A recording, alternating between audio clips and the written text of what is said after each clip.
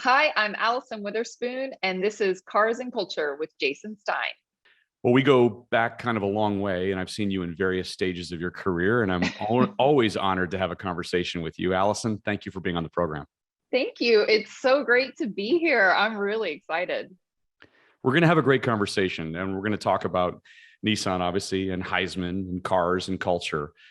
But let's talk about your big news first. You're getting married soon. I am. That's a Heisman moment. That is a Heisman moment. That's totally a Heisman moment. Yeah. So I am getting married on October 30th. So in 30 days, actually. Yeah, I met my soon-to-be husband actually in Japan. We were both on a foreign service assignment for Nissan. We were best friends. We were probably kind of unexpected friends. He is in finance and I'm in marketing. And those are usually very dynamic discussions. But I ended up coming back to the US and he took on another assignment in our manufacturing facilities in Aguas Calientes.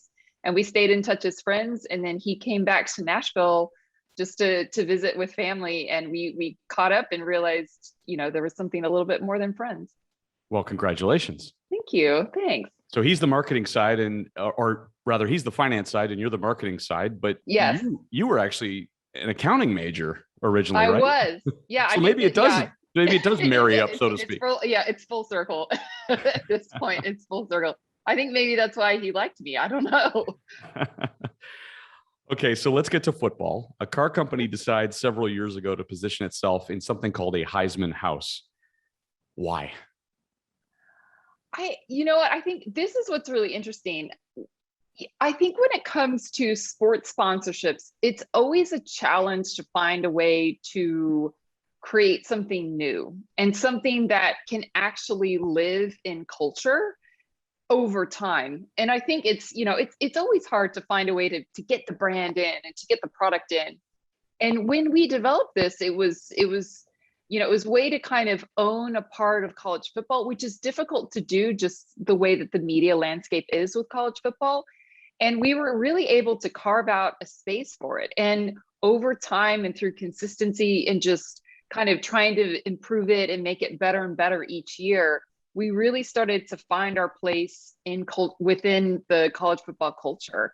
And I think, we've been really working over the last couple of years to make sure that the brand and the product is front and center, but do it in a way that's relevant, within the Heisman House.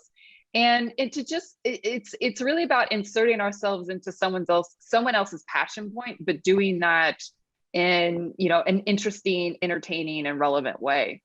Certainly. And I think it's definitely entertaining. Certainly entertaining, right? I think you hit Yeah. on the right word. I mean, the creative storyline has kind of taken on a life of its own, and the shoots with all the Heisman talent have become legendary.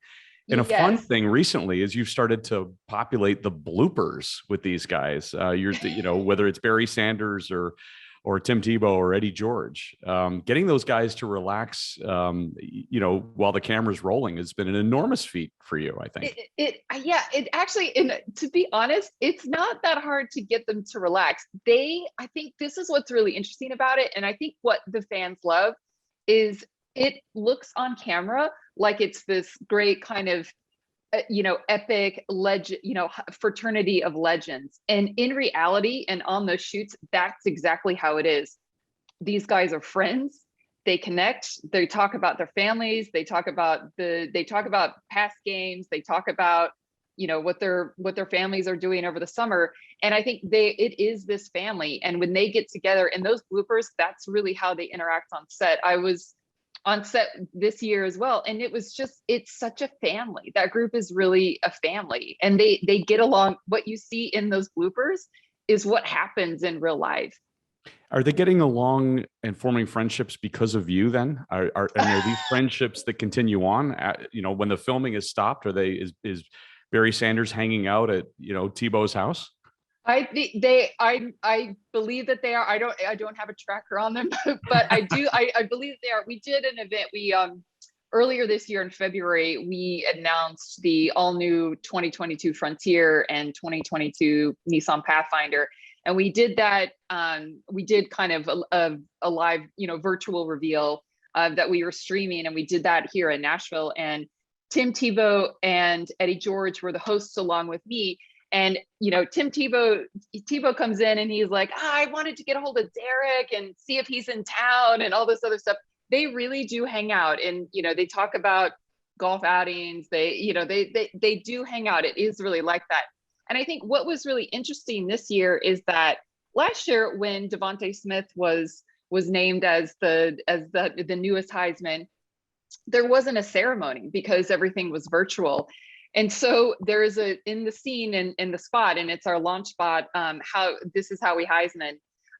There's a scene where he knocks on the door and they welcome him in, and he walks into the door. And when we were filming it, he walks into the door and those guys all embraced him. And that wasn't necessarily how it was scripted, but it was kind of this moment of Devontae walking into the Heisman House, because he hadn't had that because of, the COVID restrictions that took place at last year's ceremony. And so it was really cool just to see that. And this is this kind of fraternity of legends. You've created this cultural opportunity for all these guys to come. You've actually created a culture around Heisman House.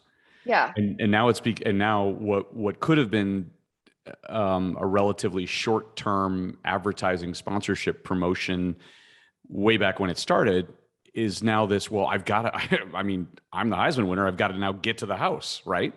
You've created your own organic subculture. Yeah. And even talking to them, they were, I think, some of them were just like, I dropped everything, I want to be in it. And even when you go to the ceremony, they're all kind of pitching to be in it for next year. And I think that's what's really great. They see this as part of being a Heisman, actually. And I think that's what's great. And also the fans, because the fans, and this year our creative was actually inspired by suggestions that we got over Twitter over the years from fans in different scenarios about, what the guys would be doing. And so it has created this culture, and we wanted to celebrate that by developing some of the creative that we were getting kind of pitched over Twitter. So how hard was it to film? I know last year was really impossible, and you and I have talked before about some of the challenges of doing that. A little easier this year, but still. A little easier. Yeah, a little easier this year. I mean, the testing and the COVID protocols, those are, that is obviously very, very strict. I think, last year we couldn't film anyone together. And so we were doing a lot of movie making magic to put screens. 2 players. Yeah, exactly. To do a lot of, having 2 players in the car. We didn't have to worry about that this year. I think there's just a lot of restrictions around it. This year, I think one of the challenges was we were wanting to capture a lot of content, and all of these guys are very, very busy all the time. And so you have a limited window that you can shoot with them. So we were shooting 10 spots in about 2.5 days. And so we had 4 cameras that were going and we're shooting social media content and TikTok and the actual spots. And so we were shooting in California. This is in Pasadena. And so we've taken over this entire house, which is, there is the Heisman House. We were taking over the entire house. We had kind of 4 different, sets that were set up to just start capturing content. So how hard is it to wrangle athletes like that? It's not. The mascots are harder to wrangle. Actually, it's not what I expected you to say. Yeah, the Heismans are great to work with. They're all complete professionals. They love it. They enjoy it. I think, we also try to make sure that when we're developing the creative and the scripts, that we know that they're not actors, and we want them to be them. We want them to feel comfortable. And so we try to write it that way. So, the actual working with them is incredibly easy. They're great guys to work with. The mascots are probably it's not that they're difficult, but they're the funniest, because they literally do not stop moving. They do not stop doing things. And so even when you're kind of between takes, they're always kind of like juking, and they're always just kind of doing funny stuff. And there's probably there's a bloopers reel of just mascots somewhere. I have a photo where we were trying to take a still photo of them, and the photographer was like, I need you guys to just stand still. Like, I need all the mascots to just stand still. Talk about the power of a long-term media property like that. That's a bit of a disruption in this one-off world, isn't it? It is. And I think what I've been trying to do at Nissan, and I think it's a challenge for marketers, is how do you really build something and how do you keep it fresh? And I think it is something when we go in and when we start to think about it each year, we really try to top ourselves. And I think we don't feel the need to constrain ourselves by what we've done in the past seasons. It's kind of like we start fresh, we take the inspiration of what we know works and then just make it better and better and better. And I think it also for us on the brand side is that it gives us a great opportunity to showcase new products. Last year we had the all new Rogue at the time was in it. This year we had the all new Frontier, the all new Pathfinder. We were also introducing Nissan at Home because that felt like that was kind of a given. You have everyone in a house, you can start talking about being able to order and have your vehicle delivered to your house. And so I think it's a way to build that consistency. Again, we're doing it with the fans and what works in mind. And it gives us a great platform to talk about our products and services. And it's an exciting sport for a brand that builds exciting cars. Yeah. So that brand fit, as you just alluded to, is critical. Yeah. Where we marketers always talk about being genuine, right? You've got to be genuine to your audience, right? And I'm guessing now, especially with the longevity of this, that creates that unique brand placement that everybody now completely gets on board with. Yeah, exactly. And I think again, when you have fans that want to contribute ideas and they want to see these different types of scenarios, that's when you know that you're on something. And I think what we've tried to stay true to is that what we know works is we know people like to see them together. They like to see how these Heismans interact. They like to see that camaraderie. And I think the other thing is that they like the inside football jokes. They like the school jokes. They like that's what the fans like. And so, and the good thing is that there's endless ways for us to tell this story and to make it, again, entertaining. Is Heisman House the perfect place to demonstrate Nissan's at-home tech service? I think, to me, when we were thinking about this year and we were kind of looking at, okay, when is the right time to bring this forward? It felt like the right place to introduce it. I think, we're going to continue the story, and we have, it's part of the next chapter of our brand campaign, which will start in November. But it felt like the right way to start to introduce and start to see this idea. And so obviously we're going to have a bigger campaign that will happen after, or kind of towards the end of the Heisman campaign. But it seemed like a really great platform to start to talk about it and start to see the idea. And we were really excited because when we start to when you're starting to talk about what are the different ways that we could communicate Nissan at Home, Heisman House was one of the first things that came up. And even when we were, even when I was explaining it to, some of my colleagues and peers, they were like, oh yeah, that makes a lot of sense. Yeah, it does. It does. Yep. Any funny stories that come to mind in dealing with these guys? I think the Devontae Smith, that one is just, it's super special actually, because it was just like, you're just, it's just so cool. It was a very sentimental moment, and you weren't always expecting that. I'm trying to think of what some of the other ones are. I think there's a spot called Celebrating Everything where you have, Bo Jackson throwing the toilet paper into, that's the toilet paper in the trees. Yep. Right. He and Avi the tiger got to be very good friends because they were out there throwing the toilet paper in there. He was challenging whether or not we had nice enough toilet paper for him, which was kind of funny. I saw that in the blooper reel. He couldn't unwind the toilet paper roll. Exactly. Bo got very frustrated. Bo knows toilet paper. Bo does know toilet paper. It was really hot. I mean, it was, it's Pasadena in July, so it was pushing 100 degrees outside. And so I think, we had to keep those outside moments pretty short for that. I'm trying to think of some of the other things. It was, the one from this shoot, the one that really sticks out is definitely the Devontae one, the one from last year is Lamar Jackson on the lawnmower, which is just, it's like, it's just, they're just kind of, it's a funny visual to think about. And then to me, I think that again, the best thing is the camaraderie and, to kind of hear their stories, because they're talking about these epic games that are like, these games that everyone talks about. And you're sitting there realizing like, oh, they were in them. They were, they were the stars of that. So, but I think it's more, I think what makes it special is just to see the interaction between them. A car company has created that culture. That's for sure. One final thing on Heisman House before we get to you. Does every Heisman winner get a GTR? No, if they don't, we actually, it actually depends on what they're looking for actually.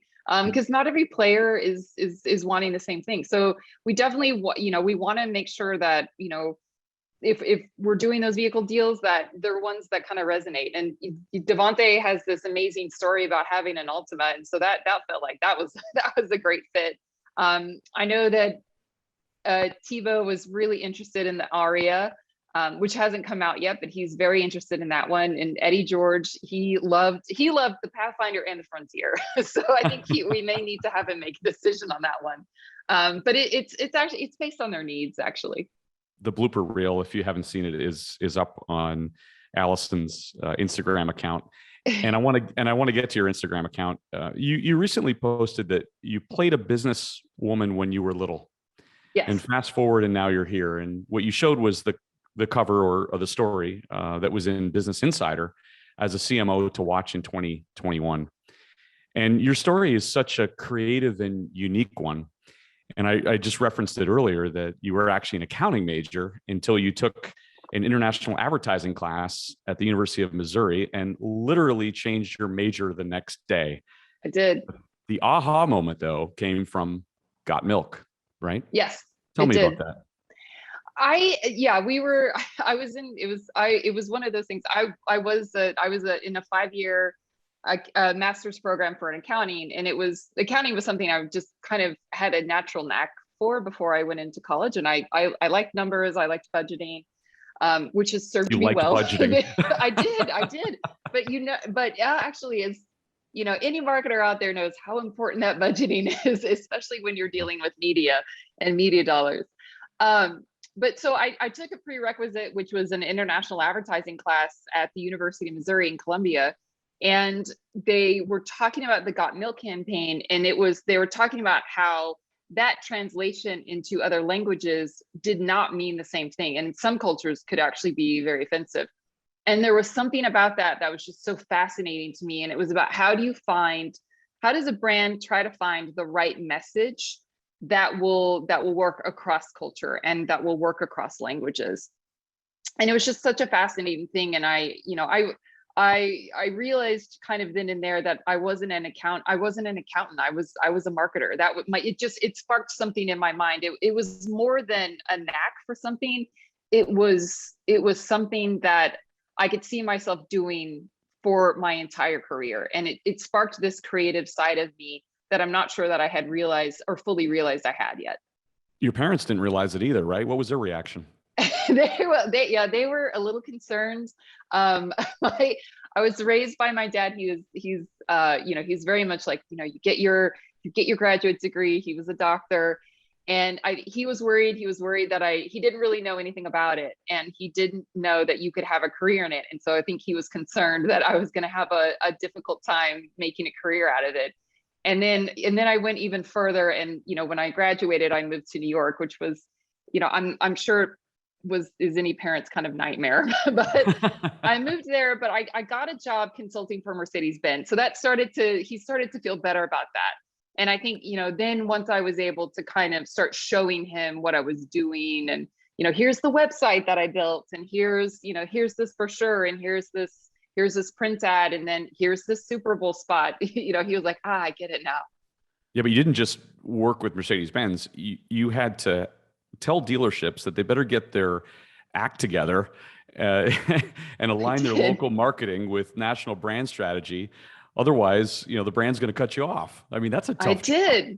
I did. My first job out of school was running the compliance program, the brand standards and compliance program for Mercedes. So I was the one that would answer the phone when dealers would get letters saying that they didn't follow the brand standards.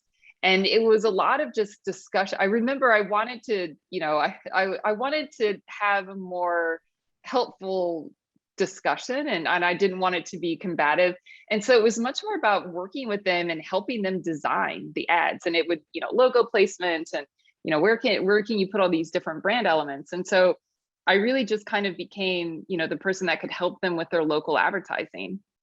But you're in your 20s and you sort of take on a bunch of different roles, right, Allyson? So you learned business development, pre-owned sales, product development, marketing communications. Yeah. All of a sudden, the one-time accounting major is immersed in the auto industry, and you loved it. I loved it. I've loved cars ever since I was young. It was just something, again, I was just drawn into. I was drawn into the design. I was drawn into just how magical it is to be able to shape sheet metal like that. And then, when I was younger, my dad would put me on his lap, and he would work the pedals, and I would I would turn the steering wheel. And then when I turned, 16, there was nothing that meant freedom to a 16-year-old more than than being able to drive and to go somewhere. And so I just always had this love of driving, and I loved cars. It was just, I was drawn to the design of them. And then when I got my first job, consulting for Mercedes, it all fell into place. And it felt like, it didn't feel like a job. It felt like I was working in my passion. So what was that first car at 16? My first car when I was 16 was a Jeep Cherokee. Okay. So it's big, it's stable, it's all-wheel drive. Yes. 16-year-old's perfect. Yes, exactly. That was good. And then my first Nissan story, actually, my older brother is a big Z fan. And so he had a 300ZX. It was like a 91. So he had a 300ZX. It was pearl white, red leather. It was his third Z, and it was a manual. And that's how I learned how to drive a manual. And we actually still have that car in the family because it's just this, it's been passed down kind of, it's all of us have had it at one point. He let my dad have it for a few years because it was just a really special car for my dad. And my nephew has it now. And it was just kind of this car that we all just fell in love with. Iconic. Well, we're going to talk about this in a little bit. I want to get back to your upbringing automotive world. You go to BMW and you go back to your digital roots, I guess, a little bit, right? There was a lot of emerging technology, introduction of social media. You were involved in product launches, big events, the Super Bowl, but you met somebody there who became your mentor. Who was that? That was Jack Pitney. So Jack Pitney was the CMO for BMW for BMW USA. And he was a standout marketer for me. He had a very kind, gentle demeanor about him, but he was also very strong creatively. And I was on the agency side, and he was very, very effective at working with the agency. And he was able to really motivate us to get the most out of us as a team. And I just remember, I was still pretty young at the time, but I just remember kind of really watching him and trying to understand and watching him in meetings and his feedback. And I would start to ask him questions, and as I kind of, started to move around and be in more meetings with him, he and I kind of really started to, develop more of a mentor. He became more of a mentor for me. And I remember, I remember how motivating it was on the agency side to just, when Jack really liked something, when he really liked a plan or a strategy or a piece of creative, he would slap the table with one hand, and he was like, guys, that's great.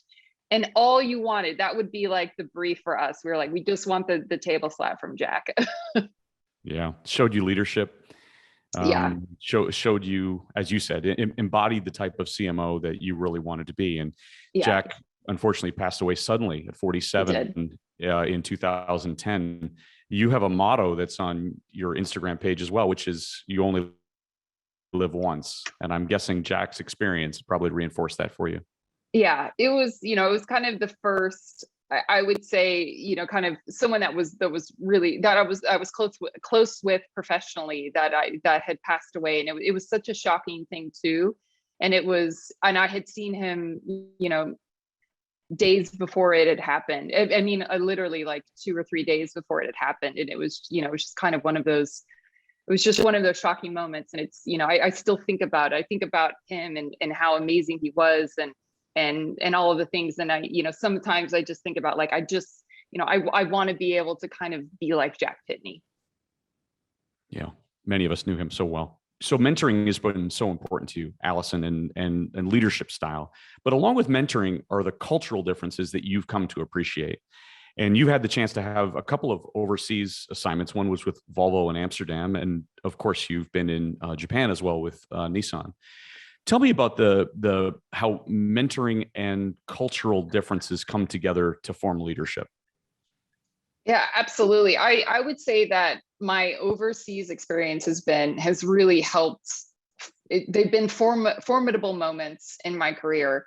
And I think Amsterdam was an incredible experience to do for a first expat assignment. It's an incredibly creative environment. Volvo at the time, the China market was just kind of coming online. They had just been bought by Geely. So it was, there was kind of all this transformation there, which was really interesting. Japan is such a completely different culture. It's a completely different business culture. And I remember before I went over, Nissan had me meet with a sociologist, and she was really helping me to prepare and how to get ready and how to adapt my leadership style, because what works in Western culture is not going to be as effective in Asian culture. And you need to understand that before you go in, or else it's going to be very difficult for you to be able to move around and navigate that. But ultimately how to thrive and how to succeed and how to thrive. And the mentoring piece came up, and it's, I think whenever you take on expat assignments, you're out of your comfort zone. And so you're really forced to find a network and find people that you can relate to, you can try to get advice from. And I think it was kind of one of those moments where, you're so out of your element, you're so out of your comfort zone that you have to ask for help. You have to, or else it's going to be difficult. It'll just be a difficult time. And so, I had people that were mentoring me. Alfonso Albaiza is one of them, and he's our head of design. He has been, and he still is a really great and special mentor for me. And what I wanted to do is to be that mentor for the people that were on my team. And most of them were Japanese, and I was, a little bit of a different type of leader than they had seen in the past, and a little bit of a different marketer.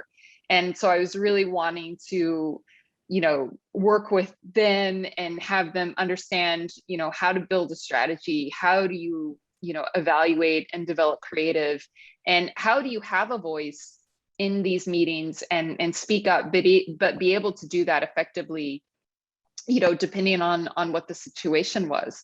And so I really started to realize that, more and more of my job becomes about how do I galvanize the people around me. It's less about me, and it's more about my ability to really inspire and provide the glide path and enable the team. And then you had a really pivotal conversation as it related to a new role that was back in America. And one of your former bosses in Japan gave you some advice. Pick 2 to 3 things that need to be done and be unrelenting about them. Yeah. And on your return to America, you identified those things immediately. In fact, you said that you landed in Nashville on a Saturday night, wrote the strategy on a Sunday, and started working on Monday to get your team galvanized and organized. What was on your list of 3? My list that was, and I still give that advice and I still follow it. That was one. It was really about delivering on creative excellence, and that needed to be the priority. I didn't want to accept mediocre. And it was for myself, and making sure that my team understood that we need to deliver excellence. The second one was making sure that we have a precision marketing approach to our media, and be really smart in how we're reaching our consumers and how we're delivering impactful messages. And then what are those impactful messages, which goes back to the creative excellence side of it. And the third one was, how do we organize the team around that? And that's the team on the Nissan side, and that's the team on the agency side. How do we get those teams to be very close, kind of arms and legs of each other? And how do we make sure that we are working in an integrated fashion? And I think we had a little bit of an outdated structure when it was very TV centric, and obviously, the world has moved on from that a little bit, and there's so many more channels for consumers to interact with brands, such as podcasts. And so it was really about making sure that we as a team were organized to be able to deliver on that. In fact, you had 10 agencies with different scopes of work and none were integrated. That is correct. Yes. So you collapsed them, restructured them around the Nissan product portfolio, and lo and behold, this is where we are today. It is. Yeah. And it's interesting too. Yeah. It's kind of the gold standard is to really have a fully integrated agency team across creative and media and data and analytics. And that's been difficult to do. And there are different schools of thoughts, and the needs are going to vary by brand. But a brand like Nissan, of our size, with the scale and the scope of the work that we need to deliver, we need everyone that is aligned to the same strategy, and we need everyone to be moving in the same direction. And so it was about collapsing all of that, removing some of the barriers that were existing and getting everyone on the same page and all focused around delivering for Nissan. So in a month, you'll have celebrated your 1 year in this role. What a year. Yes. We could talk a little bit about COVID, but I want to talk about something else first. You are called the mother of dragons. You have a Game of Thrones throne in your office. Is that right? It's not in my office anymore. It was. I think it was I am a huge Game of Thrones fan. And I am convinced that you don't actually need to go to business school. You just need to watch Game of Thrones every season, and you will learn everything that you need to know about corporate culture and doing business. It's all in Game of Thrones. That comparison has never been made. I know. It's breakthrough. This is breakthrough, Jason. It is. And so Khaleesi, before she got kind of crazy, but Khaleesi really resonated with me. And I loved the powerful character, the kind of against all odds. She was, taking on something that came from her family. And she was doing it in her own way. And I loved how she was trying to empower the people behind her. She went a little sideways later on, and that did not work out very well for her. But my team, there's a lesson there too. You're right, exactly. Do not read your own press.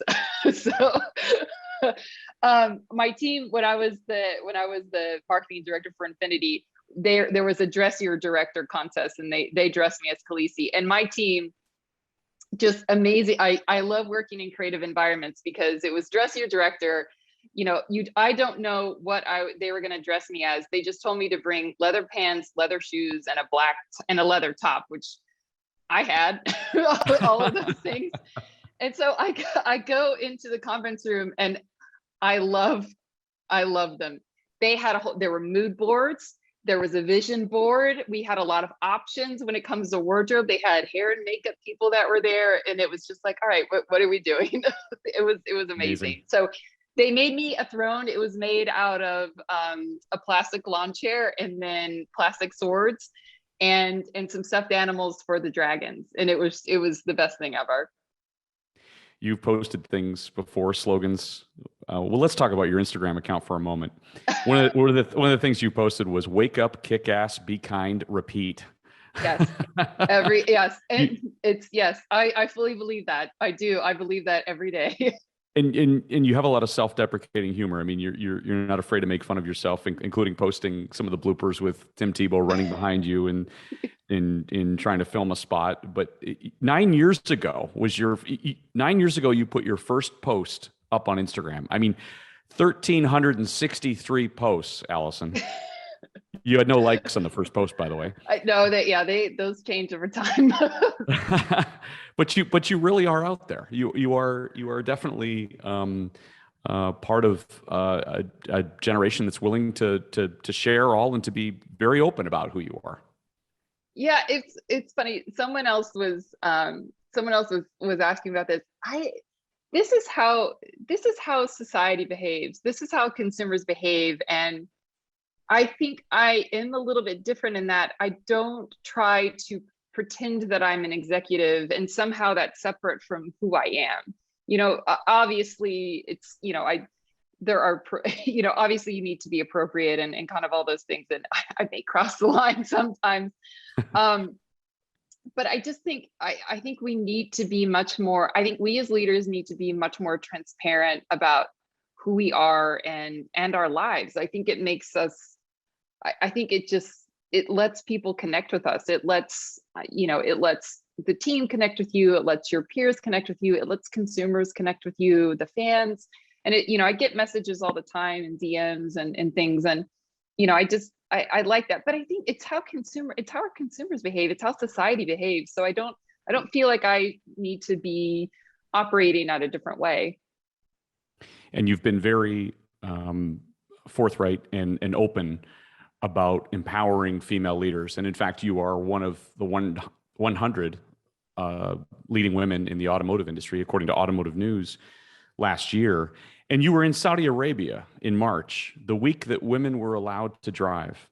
And you were there. It was a moment of sheer happiness that you shared with the world. And you were really reflecting on that monumental moment when a male-driven culture turned into a culture that empowered women. How much did that mean to you? It was incredibly meaningful, and it was incredible. It was incredibly meaningful to be there, as as in the first week that women were allowed to get their driver's licenses. And I was in my global role in Japan, and the team in Saudi Arabia, they were working on this She Drives campaign.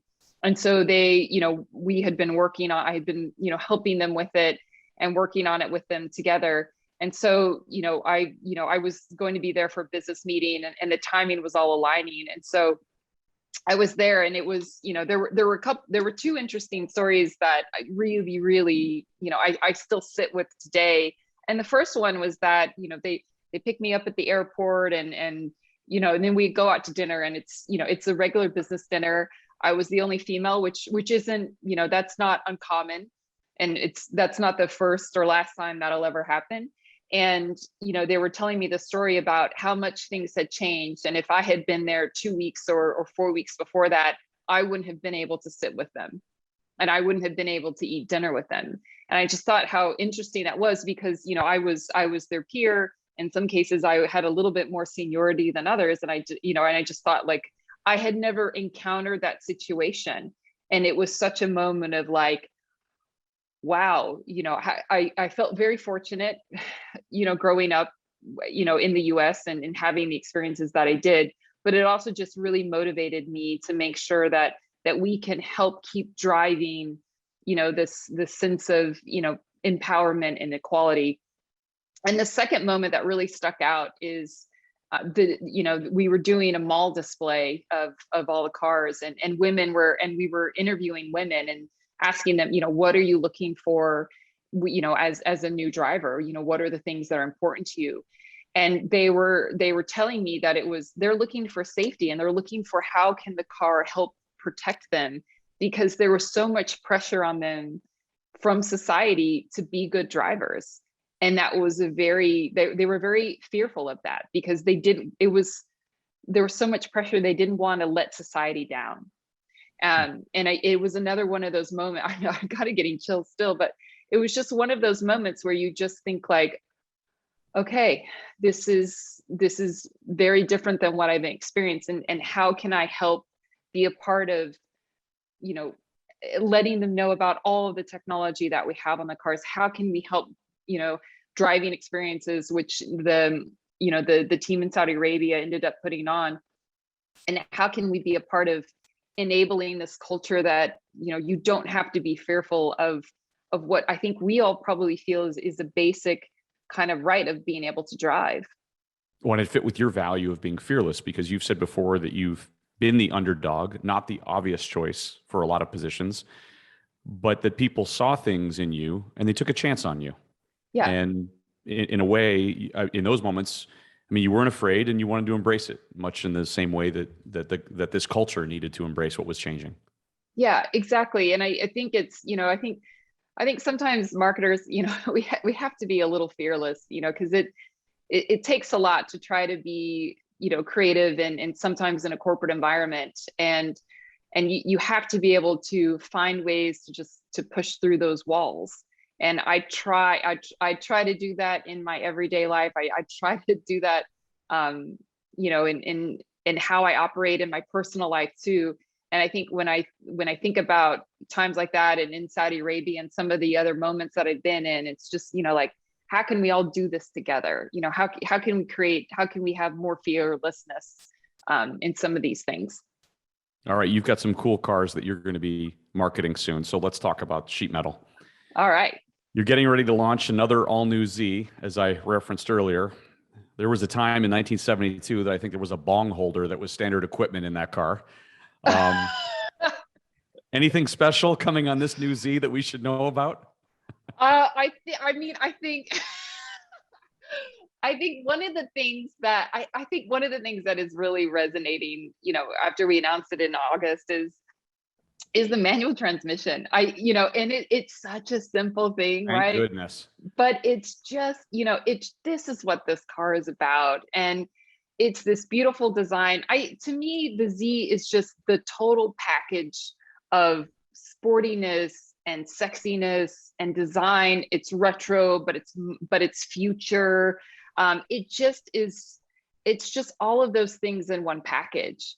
And I think that to me is what's really special about it. So I think, it's hard to pick one thing. And I think when you hear Alfonso talk about, the thoughtfulness that went into the design of that vehicle. And I saw kind of one of the very early clay models when I was in Japan. And it was just, I remember Alfonso taking the sheet off of that, and it was just like, you just feel like you're home.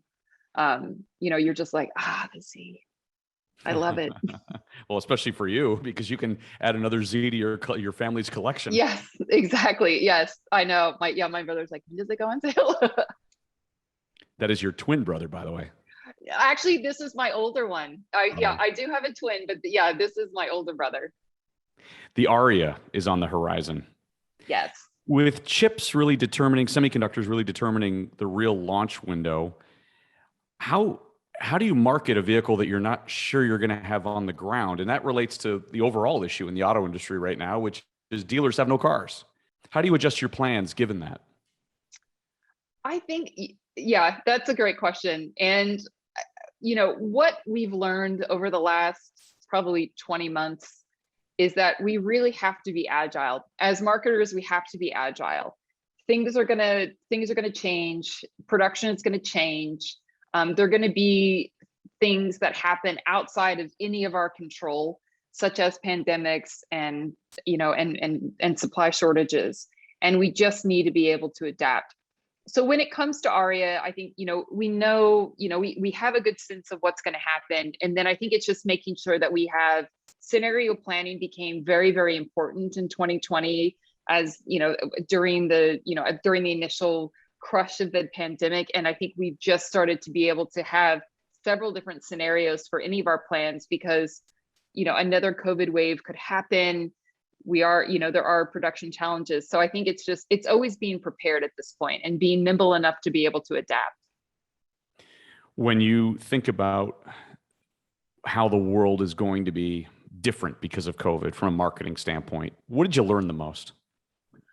I learned, I think the agility as a marketer, you can't be so set in, and you can't be fixed in something. There needs to be a level of flexibility. And I think that will adjust, and that will change over time, and depending on what the campaign is, or depending on what the situation is, but there has to be a level of agility.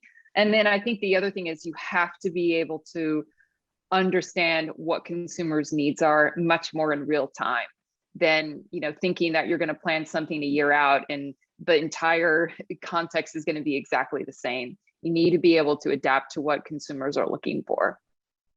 We heard there was an interesting story behind the naming of the Aria. Is our intel correct? It is, yes. Tell me. So this was another, I got a lot out of my experience in Japan. A lot happened in those 2 years. I was on the naming committee, and they were looking, it's a very diverse committee. You're looking for different perspectives. And, we were hitting a little bit of a wall when it comes to the naming. We were, we just really hadn't landed on anything yet.